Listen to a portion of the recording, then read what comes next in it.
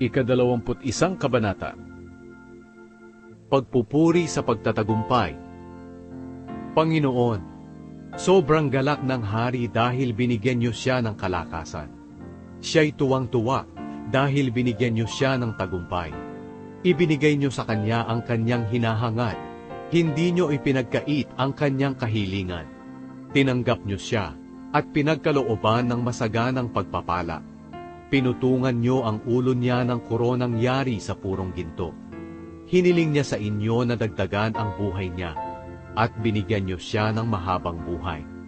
Dahil sa pagbibigay niyo ng tagumpay sa kanya, naging tanyag siya at makapangyarihan. Dahil nagtitiwala siya sa inyo, Panginoon, pinagpala niyo siya ng mga pagpapalang walang katapusan, at pinasayan niyo siya sa inyong piling. At dahil minamahal niyo siya ng tapat kataas-taasang Diyos, hindi siya mabubuwan. Sa pamamagitan ng inyong kapangyarihan, matatalo niyo ang lahat niyong mga kaaway.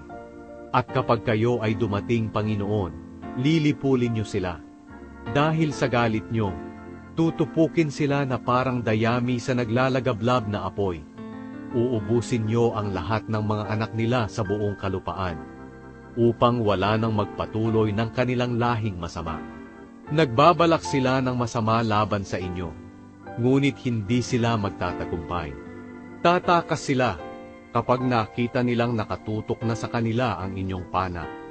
Panginoon, pinupuri namin kayo dahil sa inyong kalakasan. Aawit kami ng mga papuri dahil sa inyong kapangyarihan.